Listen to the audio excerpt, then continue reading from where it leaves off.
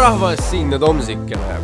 What's up, poiss, okei, seda ma pole küll ammu saanud öelda. Kuna mu eelmised videod on olnud äärmiselt kaootilised ja ma olen higistanud väga palju nende editimisega, siis täna ma tahaksin võtta asju kõvasti rahulikumalt. Selle asemel, et muretseda selle üle, et teieni tuua mingi lugu ja moraal nii lühikese aega kui võimalik, ma tahaks lihtsalt rääkida mingil teemal, mis mind ennast kõnetab. Ja selleks teemaks on mängud. Ma olen pikemat aega tahtnud teha mingi mänguvideo. Ma ei tea, kas te üldse mäletate, et mul oli selline kanal nagu Mängunurk, aga ma pole sinna juba väga pikka aega mitte midagi teinud. Kohati, sest vahepeal ma ei mänginud ise üldse mingeid mänge. Kohati sellepärast, et ma pole Siimu ja Kauriga ka mitte ühtegi mängu koos mänginud juba aastaid. Ja kohati sellepärast, et ma pole leidnud viisi, kuidas teha mänguvideo huvitavaks enda jaoks. Või siis ma pole leidnud mängu, mis vääriks oma enda videod, sest nagu kui ma teeks ühest mängust video, siis mul tunne, et kõik teised lahedad mängud väärivad ka oma enda videot ja mul lihtsalt ei ole aega selle jaoks. Kuigi tegelikult ma töötan küll ühe sarja kallal Mängunurgale. Ma ei taha hetkel hakata spoilima, mis see on, sest ma ei taha seda üllatust ära võtta,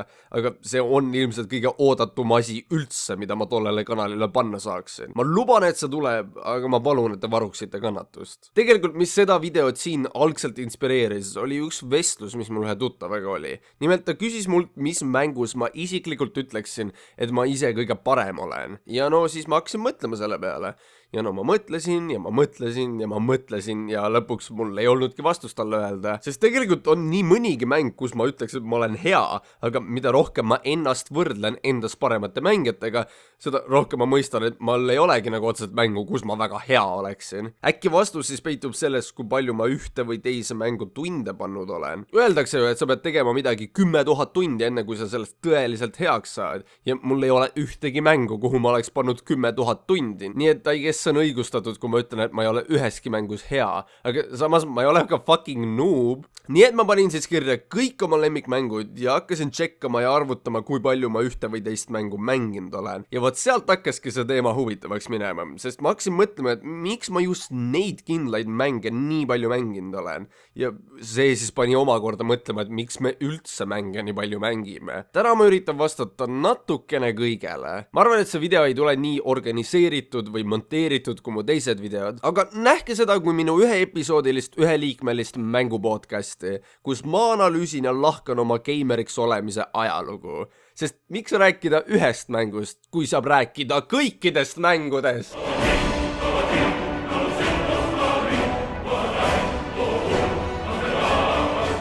Skyrim on hea koht, kus alustada, sest ma ütleks, et see on tänaseni mul lemmikmäng, mis eales loodud on. Või no, samas tegelikult mul oli väga hea lihtsalt lahti võtta Steam ja sealt järjest vaatama hakata mänge, kuhu ma kõige rohkem aega olen pannud. Ja Skyrim istus seal ilusti tipus, sest no, see on mu lemmikmäng. Aga see pole alati nii olnud. Kui ma Skyrimi esimest korda mängisin, siis mulle tegelikult ei istunud see nii väga. Ma ei mõistnud, mis see võlu selle taga on ja ma ei mänginud ka seda väga kaua. Läks aasta või 2 mööda, kuniks ma arvasin, et no võiks anda uue võimaluse sellele. Ja oh boy, siis midagi klikkis. Ma ei tea täpselt, mis klikkis, aga ma jõudsin piisavalt kaugele selles mängus, et lõpuks seda tõsiselt nautima hakata. Tänase päevani ma pole suutnud 100% ära seletada, miks see mäng mulle nii väga meeldib. Aga mul on juhtlõngi. Nimelt ma olen avastanud, et mulle meeldib tunda vabadust mängudes, kus võib-olla otseselt ei tundu, nagu sul oleks väga palju vabadust. Skyrimis, no sa saad küll luua oma tegelase, aga kogu maailm ja lugu ja teised tegelased on ja alati jäävad nii, nagu need paika on pandud. Seest ma pole kunagi varem tundnud, nagu see oleks seiklus, mille ma ise endale loonud olen. Ja palju sellest sõltub ilmselt Skyrimi combat systemist. Mängu alguses sa ei vali, kas sa tahad olla mingi võlur või sõdalane, sulle on antud lihtsalt 2 kätt ja hunnik relvi. Ja sellest otsusest olenebki, milliseid kombinatsioone sa teha saad ja kuidas just sina seda mängu otsustad mängida. Minu jaoks see võlu ongi selles, et sa saad olla täpselt nagu ükskõik, kes sa tahad. Näiteks mu lemmikpild, mille ma teinud olen, on üks illusion maagiat kasutav assassin. Ühes käes on tugev nuga, teises käes nähtamatuse spell. Ma saan ringi hiilida, ilma et keegi mind märkaks ja saan kasutada illusion maagiat, et täielikult lollitada oma vastastega. Niimoodi mängides jääb mulje, nagu see RPG oleks hoopis stealth mäng ja see on suht surreaalne, et see mäng niimoodi muutub. Ja vaata, selle asemel, et lõpuni teha kõik need 100 mõttetud missioonid, mis mul veel tegemata on. Minu lemmikasi Skyrimi mängides on lihtsalt alustada täiesti algusest, teha läbi kõige parem tutorial, mis eales tehtud on ja siis minna jahtima mingeid uusi asju, mida ma varem pole teinud. Teha mingi uus kombinatsioon uutest relvadest ja uutest spellidest, et luua mingi uus tegelane.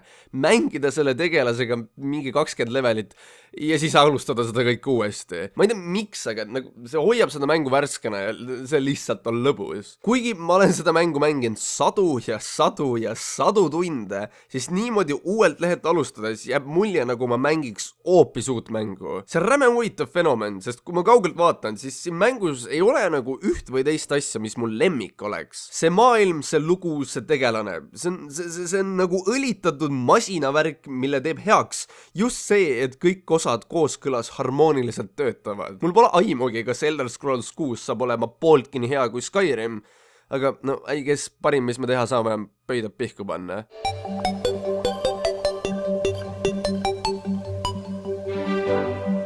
Mulle tundub, et ma avastasin Terraria kõvasti varem kui paljud teised. Sellepärast see ongi mulle väga erilisel kohal olnud hiljuti, nähes seda aina populaarsemaks muutumas. See on uskumatu mõelda, kui palju asju siin mängus on. Mängus, mis esmapilgult tundub suht lihtne ja selge. Terrarias on nii palju relvi ja vastaseid ja bosse ja accessorisi ja kuradi lihtsalt niisama asju, mida teha, et aega veeta. Nagu võrdleme korraks Terraria esimest tundi ja Terraria 100 tundi. Surreaalne, eks ole? Vastupidiselt Skyrimile, Terraria ilmselt kõige igavam ja aeglasem osa ongi kõige algus. Ja seetõttu on 2 tüüpi Terraria mängijaid. Need, kes annavad alla enne, kui see mäng üldse heaks muutuda jõuab, ja need, kes peavad vastu ja avastavad, et mida rohkem sa seda mängu mängid, seda põnevamaks ja lahedamaks ja lõbusamaks see mäng muutub. Aga samas sarnaselt Skyrimile, miks see mäng mulle isiklikult väga meeldib, ongi jällegi see vabadus luua, mis iganes teekonna sa ise tahad. Siin erinevad relvad lähevad erinevate klasside alla, aga mäng ei peata sind kasutamast iga klassi relvi. No näiteks, kuidas üks keskmine Terraria pelu võib välja näha, on see, et sa alustad ainult mõõkasi kasutades, sest no, neid on lihtne kasutada. Kui sa hakkad bossidega võitlema, siis sa mõistad, et sul oleks vaja mingit head vibu ja häid nooli, et neile üldse ära teha. Siis näiteks hard mode jõudes sa avastad nii palju lahedat maagiat, et ei tahagi midagi muud kasutada. Ja siis mängu lõpuks fokusseerid ikka ainult summoner itemitele, et summonida nii palju väikseid käsilasi, kes sinu eest kogu võitlemise ära teeksid. Tundub, et see idee vist ongi see, et sa mängu jooksul kogud kokku arsenali oma lemmikrelvadest ja tööriistadest. Oh my god, ma pole isegi accessorisi maininud. Okei, vaata, sul on mingi 5 või 6 või 7 aksessuaari kohta, olenevalt mis raskusel sa mängid. Neid sa saad täita erinevate aksessuaaridega, mida mängu jooksul kogud. No näiteks tiivad, mis lasevad sul natuke lennata, või obsidian skull, mis laseb sul laavas ujuda. Ja siis olenevalt, kuidas ja milliseid aksessuaare sa kombineerid, sellest oleneb, milline sinu playstyle välja näeb. Ja mängu jooksul sa vaikselt kogud kokku kõige paremad asjad, et vaikselt hakata tundma nagu reaalne jumal. Te ei kujuta ette, kui mõnus on tunda selles mängus ennast OP-na ja mulle tundub, et selle mängu developerid teadsid täpselt, mida nad teevad seda mängu luues.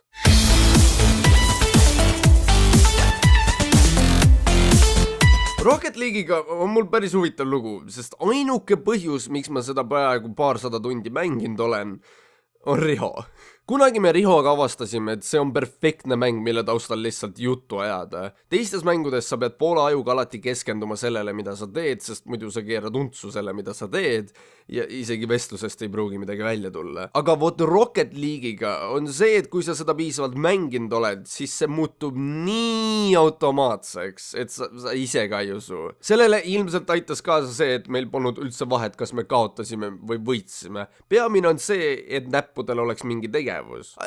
Kes on sama asi nagu kui sa telefoniga räägid. Ma ei tea, kus teiega on, aga mul peab alati midagi näppuda vahel olema, et ma saaksin midagi näppida või lihtsalt ringi ratas käia, kui ma teloga räägin. Ja no me siis hakkasimegi kasutama seda mängu, et lihtsalt vestelda ja bondida isiklike ja oluliste teemade üle. Ma ei tea, nagu hobid ja tulevik ja armastus ja unistused ja hirmud ja mida kõike veel. Kohe, kui me lõpetasime need Rocket League'i taustal jutuajamised, siis lõpetasime me mõlemad Rocket League'i mängimise. Tegelikult ma ei teagi, kumba pidi see toimus. Et nagu, kas me lõpetasime rääkimise või me lõpetasime pelamise. Igatahes, enam selleks vajadust pole ja ma loodan, et see kiilakas muna peab kaitseväes vastu. Ja no edu ka kõigile teistele, kes läksid. Kas nad tohivad seal üldse YouTube'i vaadata või?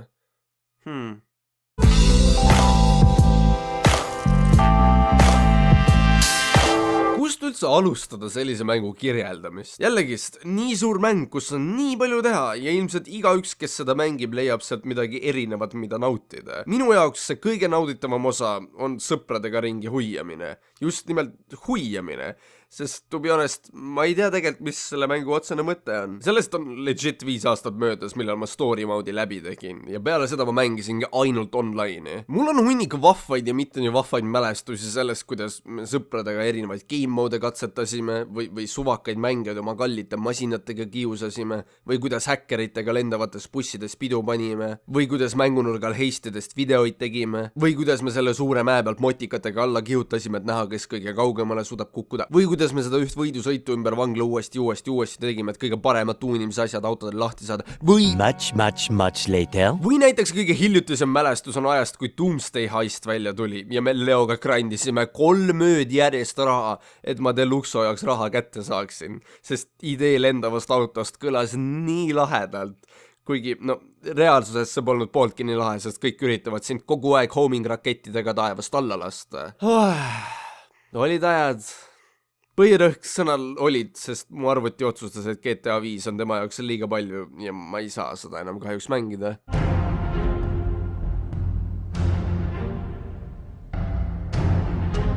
Okei, nüüd läheb huvitavaks, sest me jõuame mängudeni, mis mulle actually sõltuvust on tekitanud. Lolliga on huvitav asi see, et ma olen mänginud seda season 1 saadik, mis tähendab, et ma olen seda mänginud peaaegu 10 aastat juba. Sa arvaks, et 10 kuradi aastaga jõuab päris heaks saada selles mängus, aga vot...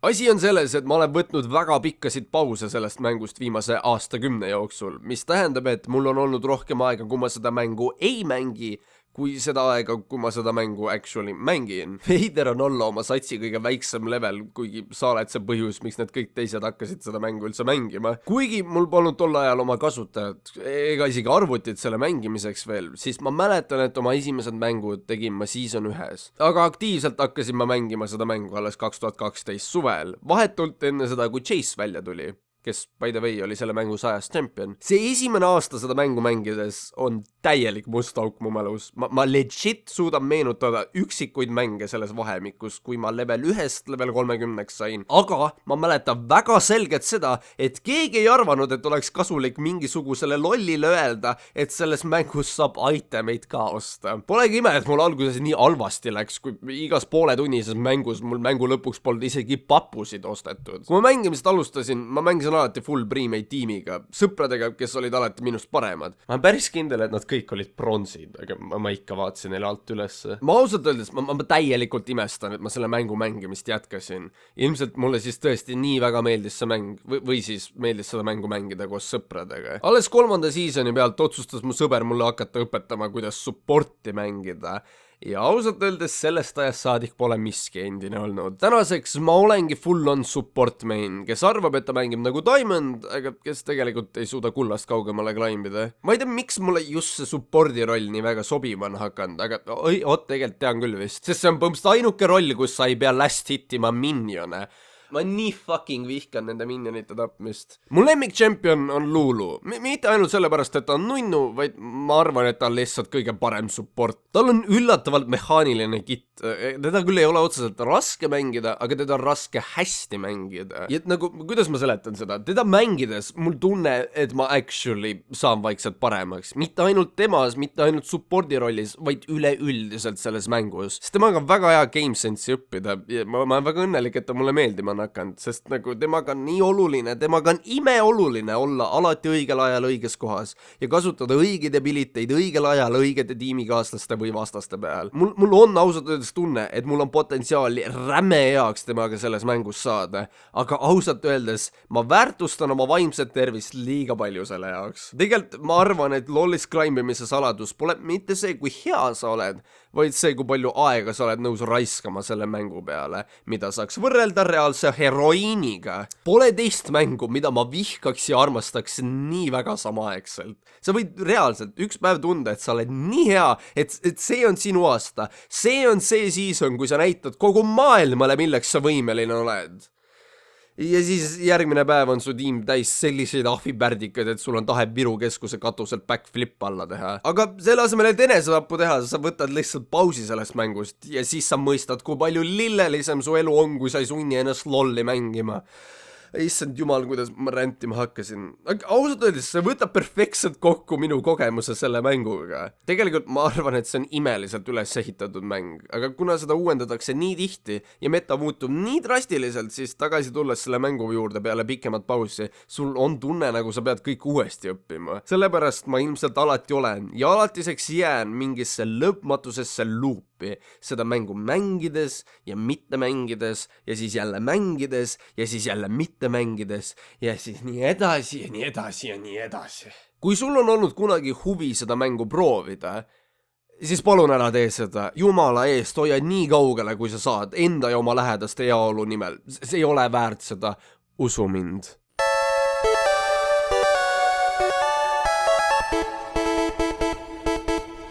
Kui sa mind natukenegi tunned, siis sa tead, kui väga ma armastan Pokemoni. Olgu selleks anime, filmid, kaardid, mänguasjad või kõige põhilisemalt mängud. Pokemon on nii suur bränd, et oma maine säilitamiseks on nad pumps sunnitud iga 3 aasta tagant uue mängu tegema. Tänu sellele oleme me viimase 25 aasta jooksul saanud tohutult palju suht Pokemon mänge. Selle asemel, et vaielda iseendaga selle üle, milline neist mulle kõige rohkem meeldib, siis panen ma need kõik ühte suurde patta ja toob välja oma lemmikomadused osadest mängudest. Esimene Pokemoni mäng, mida ma mängisin, oli Heart Gold, mis tuli välja 2009.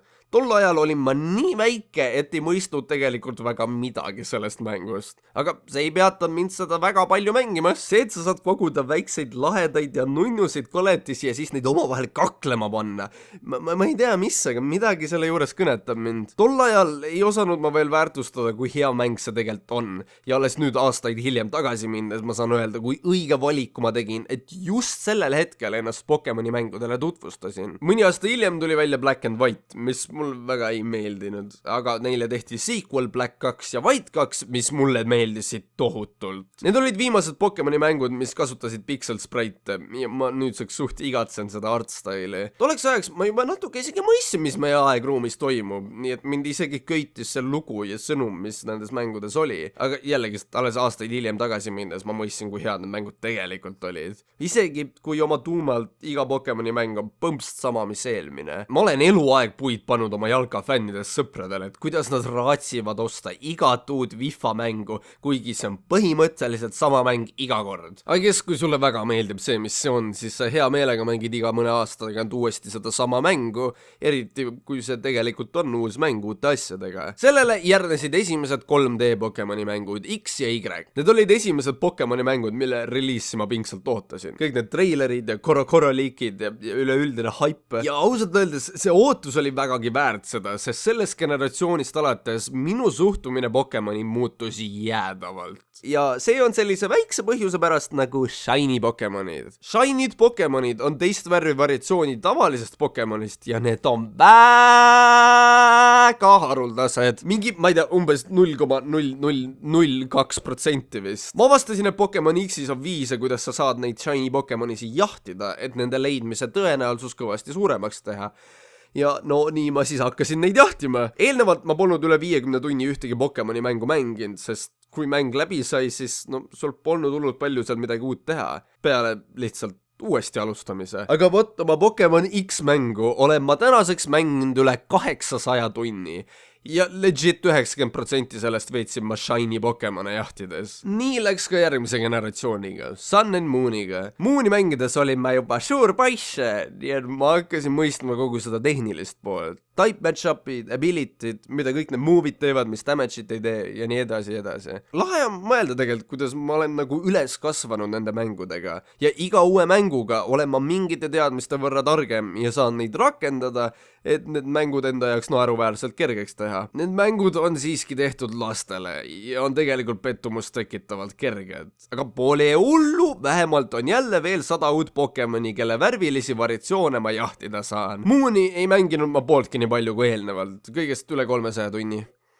Mis on ikka päris kuradi palju. Ja nii me jõuamegi eelmisse aastasse, kui tulid välja siiani kõige uuemad Pokemoni mängud Sword and Shield. Ma pole vist kunagi nii elevil olnud oodates, et mingi mäng välja tuleks, sest mitte ainult olid need esimesed Pokemoni mängud Nintendo kodukonsoolil, aga nende mängudega oli ka väga palju draamat, sest Game Freak otsustas lihtsalt mitte panna pooli Pokemoni mängu. Aga vahet ei ole, mul on alati need mängud meeldinud. Välja arvatud Ultra Sun and Moon, aga sellest ma ei räägi. Ja mingi turumuttide mula ei suuda mind ümber panna mõtlema.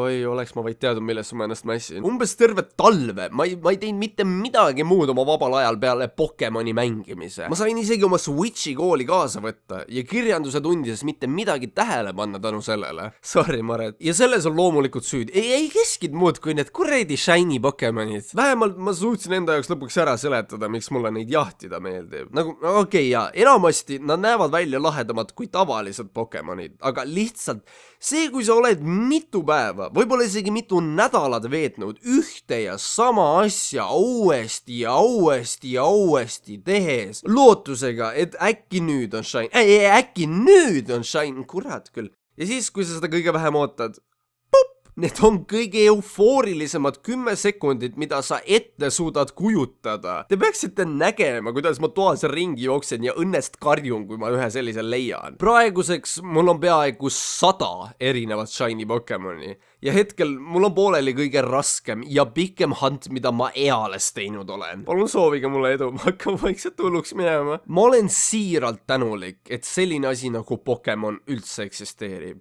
Ja ma arvan, et olenemata kui vanaks ma jään igavesti seda fännama.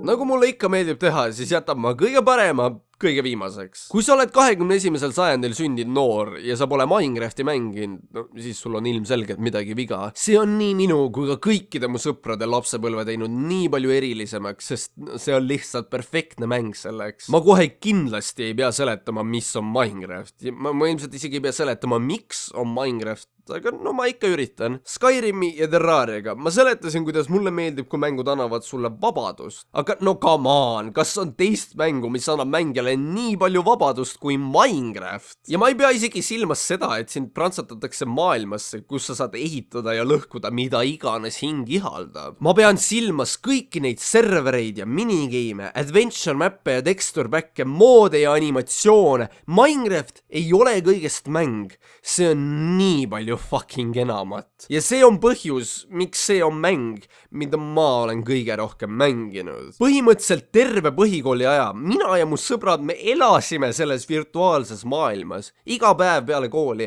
me leidsime mingi uue viisi, kuidas aega parajaks teha Minecraftis. Mul on rohkem mälestusi sõpradega Minecrafti mängimisest kui omaenda perega aega veetmisest. Ma ei kujuta ette, kui palju ma erinevates Minecrafti serverites maju ehitanud olen, kui palju kordi ma Hunger Gamesis esimesena surma olen saanud, kui palju ma Minecrafti laulu paroodiaid kuulanud olen. Ma ei tea, kas mu mäluga on midagi viga, aga enamused minu mälestused lapsepõlvest on sellest, kus, kuidas ja kellega ma Minecrafti mänginud olen. Ma sain nii palju uusi sõpru ja tuttavaid tänu Minecraftile. Ma vastasin, et mulle meeldivad tüdrukud tänu Minecraft Girlfriend moodile. Ma tahaks nutma hakata, mõeldes ajale, kui jooks, kes tegi Shadow of Israfel sarja. Ma tahaks veel viimast korda panna nodus häki peale, et minna oma sõbra serverisse huiama. Ma tahaks Notchile suu peale musi teha, et teda tänada selle eest, millise imelise elamuse ta oma enda 2 kätega lõi. Ja ilmselt kõige olulisem asi, mida Minecraft mulle eales andnud on tahtmine hakata ise YouTube'i videoid tegema. Kui seda mängu poleks, siis minust poleks ilmselt kunagi YouTuber saanud. Ma mäletan, kui me mängunurgaga 7 aastat tagasi alustasime. Esimesed aasta aega me ei mänginud mitte midagi muud seal kanalil peale Minecrafti. Ja mind hakkas huvitama, kui ma kõikide nende Minecrafti videote pikkused kokku liidaksin, siis kaua sul läheks aega, et ära vaadata kõik mängunurga Minecrafti videod. Ja selleks numbriks on 58 tundi, 50 minutit ja 21 sekundit. Oh my fucking god. Kui see ei ole kõige hullumeelsem asi, millele ma eales mõelnud olen, siis no ma ei tea, mis on. Ning selle hämmastava faktiga ma tänaseks lõpetan. Tohutu aitäh, kui sa jaksasid kogu asja ära vaadata. Olge tublid ja kohtumiseni järgmine kord. Mwah!